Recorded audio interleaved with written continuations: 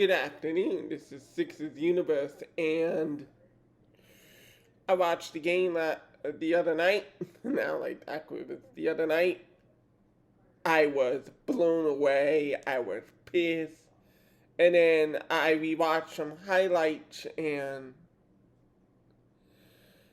okay, I'll put it like this: if you think about it objectively, and you're not in real time, that was just there's no word or excuse for what a miserable offensive performance we watched, right? At the same time, was there a scheme being run? Were there things that were being done that, you know, like Doc said and like everyone pointed out, if it's with Jerome Bede and with Tobias Harris, that it would look a lot better, obviously, with your two best scorers, including one of them who's an MVP caliber talent, than if it's Andre Drummond and George Niang. Yes, to a great degree of this, but I also have concerns schematically whether you have your starters or not. Okay, so let's address that scheme and what I don't like about it. Why is my guard screening for a big man? Why? Like, I'm seeing Andre Drummond at the top of the key, and it's like, and it's not even, we didn't get into too many handoff actions. It was more Andre Drummond just trying to force the needle over and over again. Or to quote Viago, shout out to him, he's like, I would rather Andre Drummond not pretend to be Nikola Jokic, because that's what it looked like. That's seriously what it looked like. You were trying to pretend to be Nikola Jokic, and you're not that. And honestly, a lot of that action, that 5-out action, it actually took a lot away from his night. Because if you look at when he got the ball in the post, when he got the ball off a rebound, I was very excited and very pleased with his energy on the boards and his energy at the rim. I was pleased with his aggression driving to the hole. I thought, I did not know that Andre Drummond was that skilled offensively to be able to attack the ball off a dribble. Winning 10 feet of the rim, mind you, not 20 feet. Please stop that, Doc. Dwight Howard in a similar situation. I don't get it.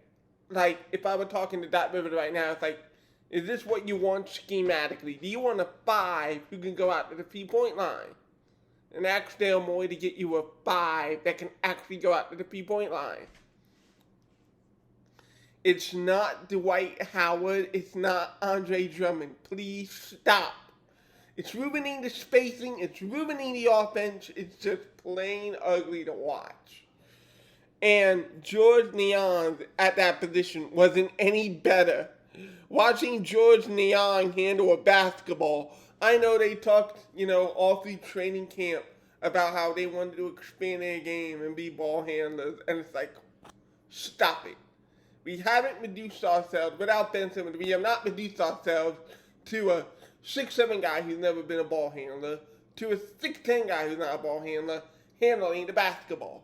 We have not yet reached this low, or I hope not. There should be another way to get into your half-court sets than non-ball handling big men turning over the basketball. That's it in a nutshell. I don't want to see that again. That was basketball torture. That was the equivalent of watching Chucky, that doll with the butcher knife and everything. That nightmare doll just cutting up everything. That's what watching Drummond and Niang on the perimeter was like.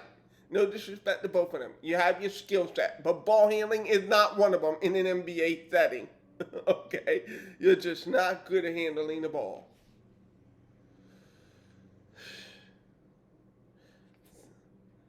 Other than that, I want to address this big elephant in the room ever since 2-5 had its tantrum and what you were going to do at the starting guard spot. And it really exploded when Doc Rivers said something truly inane and truly stupid that now has everyone warped. Where Doc Rivers literally put Tyrese Maxey and Rajon Rondo in the same damn sentence, and you saw how that would play out in a court in real life the other day. It was like, that's not the same player. You literally, I mean, think about how we saw Tyrese Maxey play in Summer League and how we were seeing Tyrese Maxey play the other night. And it's like, what are you doing to this kid? Stop it. First of all, pure point guard, that's gone. It's gone. It doesn't exist. Go tell me and find me one. Some people are like, oh, can Malcolm Brogdon be a pure point guard? The dude's average anywhere from 6 or 7 assists a game. It's gone. Gone are the days where a guard could dribble the ball off the top of the key. He'll feed pass to the Coves of the world, the Jordans, the Shaqs. Gone are the days where your point guard is Derek Fisher, who could stand and space the floor. Young guards are not being groomed that way anymore. So you're not going to find it anywhere. Malcolm Brogdon will take shots in the offense. John Morant takes shots in the offense. You have 90% of the starting guards are combo guards. Period. That's why we were saying in today's NBA for traditional offense, everybody can hit a 15-foot jump shot. That's the reality of the league today. It's not about pure point guards anymore. I mean, if you really want a pure guard that badly, Russell Westbrook led the league in assists at 11 a game. But no one would call Russell Westbrook a pure point guard either. Because Russell Westbrook was the team and even shoots. I think the only pure guard, in the sense that he will be a 4th, 5th option on offense, stand around, we all know, 2-5. There it is. He is the only pure guard left, in the sense of Doc Rivers, 1990s, 2008, Rajon Rondo. It's the only one left. Rajon Rondo was 35, decrepit, and a Laker backup. The league has changed, Doc. It has changed at the point guard position. So it's not fair to actually focus on, like, one of his 4 turnovers came off of, so Tyrese is handling the ball, a player's making a cut, and Tyrese is trying to force his cut in. And it's like, why? Danny Green is not a better scorer than Tyrese Maxey. I hate to break it this simply to Doc, but Danny Green is not a better option than Tyrese Maxey on offense. Not as Jordan Leon. And probably not Andre Drummond or whatever else you could throw up there. We saw the kid's scoring ability in Game 6 as he led us to a victory. He's a scoring guard. He should not be, especially with the Sixer personnel. You know, DJ Eastwood, shout out to him. He pointed this out like a week ago. You don't have Ray Allen and Paul Pierce. Yes, those guys combined would take 40 shots a night between them. Give or take. Paul Pierce probably like 14, 15 shots. Ray Allen, 12 shots. So yeah, with those guys, you could be a 10, 11 shot a game guard, be selective with what you do. But with Niang, Drummond, Korkmaz at 15 shots, he should only have 5 or 7 minimum. If he's hot, he's on the floor. If he's not, he needs to go to bench. It's just mind-boggling to me in that you're trying to literally transform a guy's game from combo guard to something that doesn't exist in today's NBA. Even when you get Brogdon, your point guard's going to shoot the ball. 95% of point guards are offense first today. This is actually very similar to, in fact, almost exactly like NFL quarterbacks pocket passing and dual quarterback running with your leg. This is the same conversation. Except in the NBA, the dual threat is the norm, and the pocket passer, it's so rare. Even Magic Johnson developed an offensive game later on in his career. Like, pure point guard at this stage of the game just means, you know, old man, conservative in the cloud. Even Bob Cousy was a combo guard. The NBA is so rich with the history of combo guards that it's hard for me to even think of a pure point guard who has been successful winning multiple titles. Like, the history is against a guy like Rondo. The history is against a guy like Simmons. That's why we have this issue to begin with. We're saying to Simmons, you need to access the full length of the court. Like 95% of other guards. So understand that Doc is living in a bygone era that honestly did not even exist. It didn't even exist like that. There weren't a bunch of Rondos in 2008. The Atlanta Magic get to the finals next year. Who's their point guard? Jameer Nelson. I am just so triggered by this because you see he's a top prospect. You see a very rare elite offensive skill. Sorry. I did not mean to hit that table, but it does reflect the feeling. You see an elite offensive guard, and then you're like, okay, now be Rondo and be very selective with your shots. It doesn't compute, Doc. The player, the prospect, and what you have and what you're thinking, it doesn't compute. It really doesn't compute. Would you like to have a more veteran starter? I guess, but again, if it's Brogdon, guess what? He's also going to take shots in the offense. Once you move away from 2-5 and move away from a guy who is not really going to take perimeter shots in the offense, and you go to a traditional setting, is it the guard that's going to have to take Ben's place of, oh, I'm just going to stand here, I'm only going to take 10 shots and everybody? No. What this is going to have to be, and what I want it to be to begin with anyway, is Joel Embiid, you're going to be able to play off the ball a little bit. You're going to be able to put yourself near the rim, and you're going to be able to be in the dunker spot. Seriously, Ben Simmons in the dunker spot doesn't do much. Joel Embiid in the dunker spot. You're 7 foot, 280 pounds. Can you move him out of block? No. There are very few players in the league who can move him out of block. And I'm not talking about traditional post-up. I literally mean Joel Embiid can park his ass in the dunker spot, throw it up to him, and Joel Embiid can finish at the rim. It's time to allow Joel Embiid to have some traditional big man sets. I don't necessarily mean back to the back. I'm talking about off-ball game. And it isn't just off-ball at the rim either. Pick a roll, pick a pop, to be able to fire that 18-foot jump shot with barely a hand in his face. It's time to get Joel Embiid the ability to score without having to work for it. And to do that, he's going to have to sacrifice and be like, okay, Maxey can handle.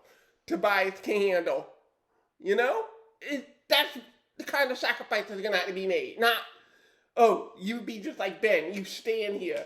I saw a possession last year, on Twitter, where we were making fun of the Ben Simmons. He looks like he's going to go, and then he stopped. But if you look at it completely, Maxey is coming off the ball, and it's like, this should be the other way around. Maxey should be at the top of the key attacking. Ben should be the one in the dunker spot. In today's NBA, the guards at the handle, the big screen, sometimes they shoot, they're good shooters, or they roll to the rim. This whole unicorn shit is getting out of hand. Let the guards handle the ball. So that's what I hope to see tonight. I don't mind if you're going to run this Princeton 5-out offense. I do think it's interesting. We saw a bit of it last year, but it looks like it's going to evolve even more, and you're going to see even more sets for the big man to be able to attack off the dribble. I'm looking forward to that to a degree. I don't want it to be 100%, but I don't mind it at all being a focal point for Joel Embiid, just not for Drummond and Young. I've seen enough of that. So, But really, when you think about it, again, shout out to Fiago, who came up with the stat, is that Joel Embiid shot 73% on field goal conversions with Tyrese Maxey, the lead ball handler. Now, quote unquote, short sample size, etc. But I really do feel like when you think about the 4 turnovers, and one of those turnovers was one where Tyrese Maxey is getting into the teeth of the defense. He drew a double team. And see, here's the thing about combo guards. Combo guards can play make, but it's totally different. The pure point guard is going to use the dribble to set up his teammate. The combo guard is yes going to score, but his primary creation is going to be off drives, kicks, drives, stops, swing. That's what a combo guard is. So when Tyrese Maxey drew into the paint and drew the double team, in his mind's eye, he is pictured Isaiah Joe at that spot. This turnover, in my opinion, is more on Joe. You have to trust that your combo guard is going to be able to get you that pass in that situation. Did it look like the ball was trapped? Maybe, but you have to trust. Especially when you think about Tyrese Maxey, 6'3", 200 pounds, very athletic.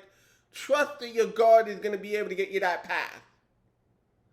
Because as a combo guard, especially one as young as Tyrese Maxey, you're only second-year pro, you don't have this instinctive feel. And it's not like they play together a lot either. So you don't have the instinctual feel of, oh, he's going to be at the spot.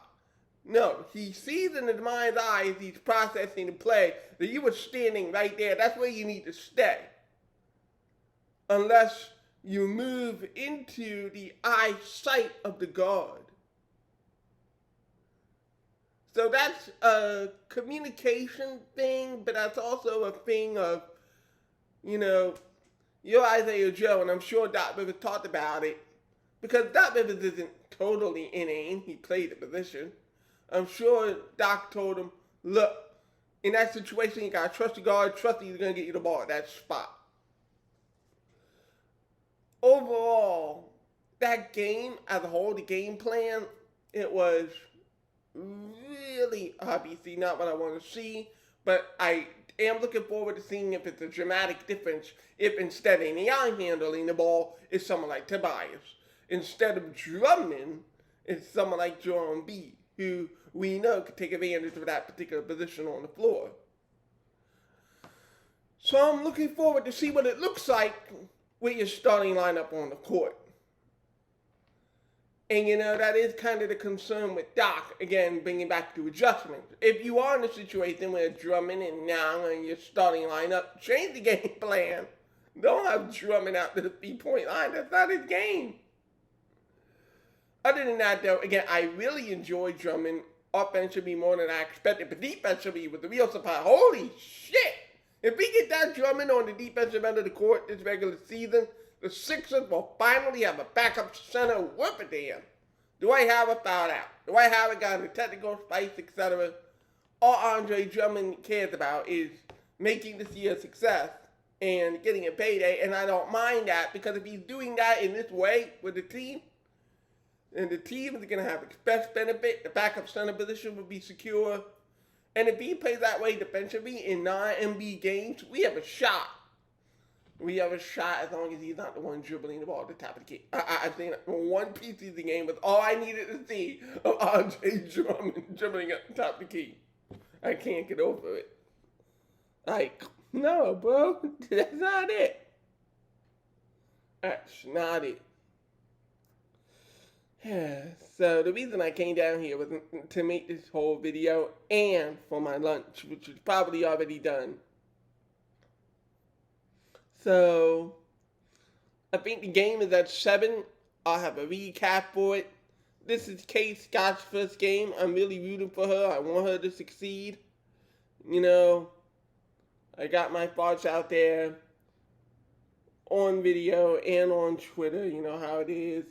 I don't really think the idea of, oh my God, look at me, I'm the first ever to do this sort of thing. I just don't find it very credible. I don't find it, it's basically, it's like fanfare. If you want your 15 minutes of fame, fine, do that. But then the 15 minutes of fame end up evaporating. Like, I don't understand why people chase 15 minutes of fame. I would rather have 1 second of true fame than 15 minutes of fake fame and then play them out. I'll never get it, but that's just me. So here it's about the performance, the execution, and, everybody listen with open ears and with open hearts. I want her to be our broadcaster for the next decade, or even more. I want her to have the longevity that Mark Zumoff had. I want her to be the new voice of Sixer fans in this upcoming generation and the generations after that. I really want that for her. But it's going to be on ability and talent, not the fact that, 15 minutes of fame. I just can't get behind that. 15 minutes of fame nonsense. That's just not me. So, good luck. And I'm going to enjoy the game and I'm going to enjoy the broadcast. Go Sixers.